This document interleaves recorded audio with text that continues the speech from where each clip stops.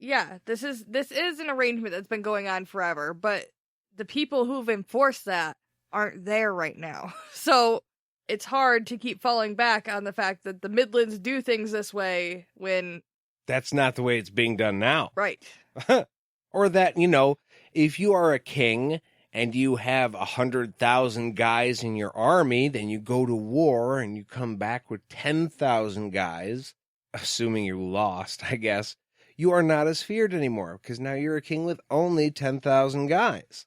Right. As opposed to the guy with 50,000 now. Now you're last. And that sucks, but that's kind of the way it is for Kahlan. It used to be this whole thing, and everybody was following the rules. That's just not happening anymore. Right. I don't think she has fully accepted the fact that she doesn't have that group around her. It's not the confessors anymore. It's the mother confessor. That's it. That's all that's left. And the other thing is, it almost sounds like we're talking about the different lands in the Midlands, and we are. That was weird. Midlands. Yeah. Midlands. But these are the creatures we're talking about. She represents all of them, too. Like, yes. I'm not a country. I'm a weird, invisible thing who likes to hang out in the moonlight. We don't have a country. There's like 30 of us, but we're spoken for, too. Yeah, and if somebody tries to come kill us, I mean, we need some help, man. Which means a confessor's job is even more crazy and complicated than I had originally even thought. You're not just dealing with politics and like judgment and matters like that. You're dealing with stuff like this. Like, oh, I'm just going down to the pond today to talk to an invisible fish. Yeah. Just stare at Like, him while what? they bask. Yeah. And then try and keep a straight face while you're doing it. Like, I'm sorry, this is just so bizarre. How's Mrs. Trout doing? Good? Good. So, Riggs had called these people the Twilight Beings, which is apparently something the Blood says, which, honestly, I think is kind of a cool nickname as far as insults go. Like, yeah. Let's be real. What are you, badass? Like, yeah, okay. All right. I'm cool with that. That doesn't upset me. But the Blood hates everybody with magic as far as we know, and wants to kill them, like bad. So, some lands have outlawed the Blood completely. They're like, this is kind of fucked up. We're not going to let this happen in our area. But some, like the Nicobarese, whatever. Every time. Encourage this behavior. So far as to pay them, like by the government. The crown pays these people to go fucking terrorize people. It'd be like if some states were like funding the KKK and like totally okay with it, like endorsing it publicly and being like, yes, run those people out of town. Not something you would typically want your government to support. Endorse. I guess is my point. Yeah. And they're doing it. And how fucked up is that all the people know it? If Kahlan knows this is common knowledge. Yeah. It's just not good. No, it's not good. And that's why the council has never made all lands bow to the law of one. Its intent is to tolerate the bad to let the good things grow. But it's a fine line to grow because you want to make them all work together while letting them be independent, but you're letting shit like this go, which is kind of fucked up, honestly. And some lands end up suffering greatly because of this, because of like corrupt rulers or like just this shit, like the Blood. But the kind of singular rule that the Order represents is a type of slavery, and it's also kind of bigoted as fuck. I feel like there should be some kind of middle ground, but I feel like now is not the time to get into that. You know what I think it is time for, though? A beer break? Oh, man, I didn't see it coming at all. You're getting good. Today we are drinking Blake's Hard Cider Co.'s Triple Jam, strawberry, blackberry, and raspberry. It's 6.5%, all natural, gluten-free, crafted on their farm. And it tastes like a fucking juice box. So, that's cool. You know what it tastes like?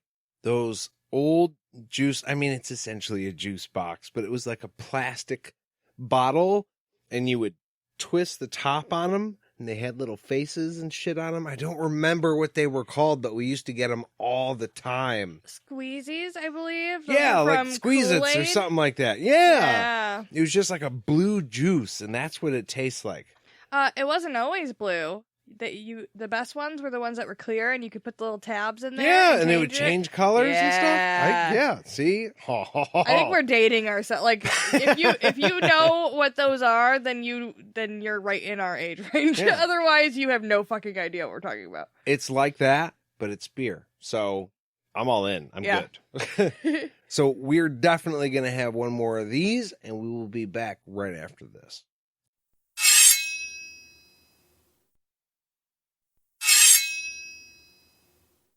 So as Kahlan gets back to camp, the boys' camp, not the shitters' camp, she notices that the sentries are farther away, right? They're well hidden. They're closer together. All the things they were screwing up the first time. I just realized what I said. All the things, they were screwing up the first time she arrived at their camp.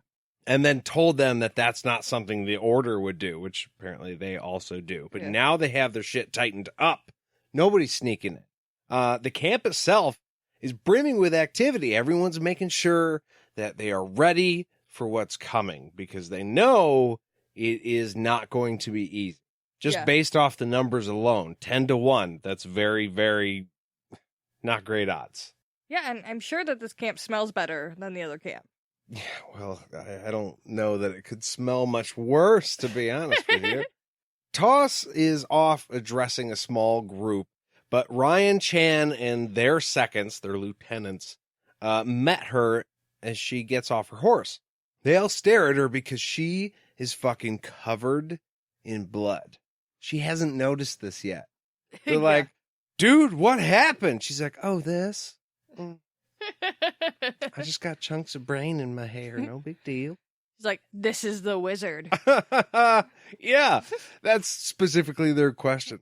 What of the wizard? She's like, this is what's left of him. You can meet him right now. Ah! Also, this would have been another good opportunity to tell people that she made a man eat his own balls.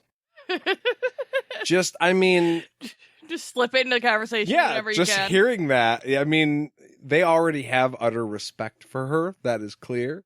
But after knowing something like that about a person, I guarantee you will never forget it. Yeah.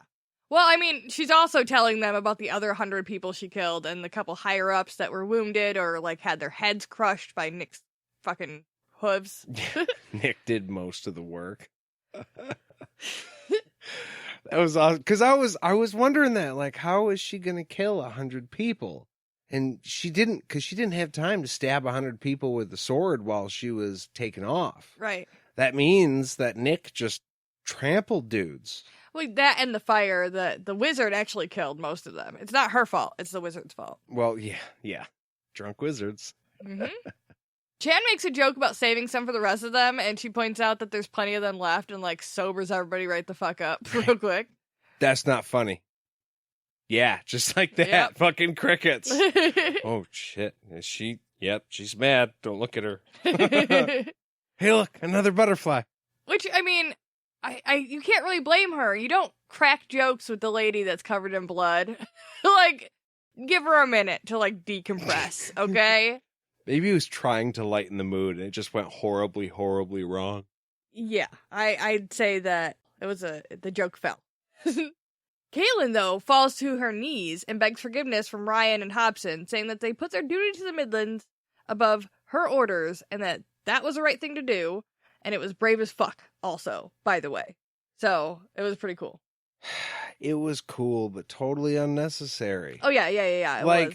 I would have been awkward as hell. Like, dude, I get it. Get the fuck off the ground. What are you doing? You're the mother confessor. I don't care. If you need to apologize to me, apologize to me.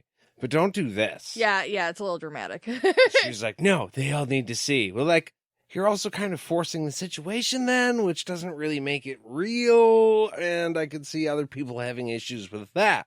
I don't know. It was weird. Also, if everyone didn't hear what you said beforehand, you're just on your knees in front of this dude. So, I mean, I don't know what that's supposed to say to most people. Like, Hobson's getting a beach. We should get the fuck out of here. But she does refuse to get up until Ryan, like, forgives her and is like, okay, yeah, all right, man, get the fuck up. Don't do it again. And he is then told not to disobey her again, which I would probably retort with, okay, unless it's, like, important, like this was. Right. Got it. Just don't do that kneeling thing again, okay? We just don't go back to that. Yeah. Yeah. She then tells him that they have a lot to do before they attack these men, and Chan is again not fucking thrilled to hear that Kahlan is changing the plan last minute. He's like, wait, what, we? What the fuck are you talking about? Changing the plan last minute again. Yeah. This whole journey. This whole book, and really even the last book, has been a certain group of people going to another group of people, and that group of people having to completely change everything they do to accommodate the first group of people. And here it happens again, where, like, they're just supposed to be escorting, and Kahlan's like, oh no, we're, like, totally getting into war. Well, what the hell? We're gonna lead the vanguard, man. I didn't realize that was part of the deal. And then, like, the boys and the shitting camp. Obviously, they're evil fucks, and they need to change or die. I vote die. But, like, yeah, no, it's recurring. Yeah, it's a theme. When Kahlan realizes that Chan is not super happy, she decides to take him and the boys off to the side and have a little bit of a chit-chat, and then she's going to talk to everybody again before she goes to pass out for a couple hours. Yeah, she wants to get them alone because she has some bad news for them. See, she's trying to get them to understand that the mud people have magic. That's how they talk to their ancestors, and it's not, I mean, Jade and I both joked at length about the tripping balls because of the frogs, which, I mean, is still part of it. But they are using magic to literally speak with their dead relatives. Right. So she tells the men that the men they're chasing believe it's their duty to not only rule the Midlands, but to kill all of those people who use magic. And there's a little bit here where Chan's like, well, it's not technically magic. She goes, it doesn't even matter if it is or not. The point is, they believe you have it. And that's all it takes. Yep. No evidence needed. No proof. Somebody believes a thing and says it to somebody else. And suddenly, I mean, shit spreads. Yeah. You know, and it doesn't matter because they believe it. They're afraid of it. And so they're going to come in and kill you for it. Yeah. And in the meantime, before they even get to the mud people, they're going to kill a lot of people on the way there. Because if they're not stopped, they're just going to decimate everywhere. And the mud people are going to be part of that eventually. Yeah, there's no escape. They're going to make their way through the Midlands, hitting everybody. Kahlan tells Chan she knows that they have to get to Aidendrill. Because Chan is like, dude, we can't afford to be doing this right now. We kind of have another mission, like our main mission. This is a side branch. We don't have time to spend on this. And now Kahlan's going, I know we have to get to Aidendrill because I'm going to get an army and I'm going to come right the fuck back here and finish this shit right. Yeah. Which, when she said it, it kind of sounds like she's bragging. No, I'm going to go get a whole bunch of motherfuckers. We're going to go straighten them out.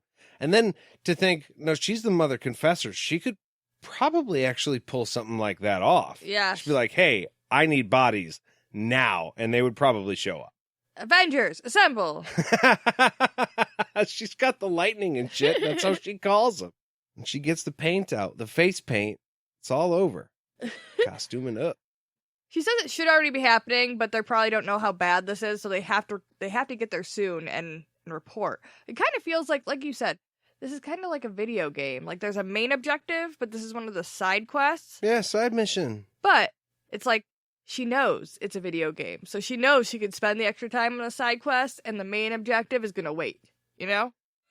It'll just be there waiting. Yeah. You could spend all the... Well, I do this with Red Dead Redemption. Like, you're like, okay, I'm just going to go catch a couple bad guys and turn them in.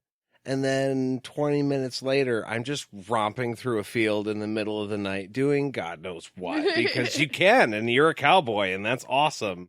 And it took me so long to get through with the story of that game.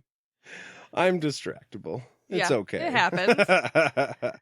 These people that they're going after are not distractible, though. They're just as crazy as the Bontok or the Jokopo, believing that the good spirits are guiding their bullshit and that they need to execute their bullshit.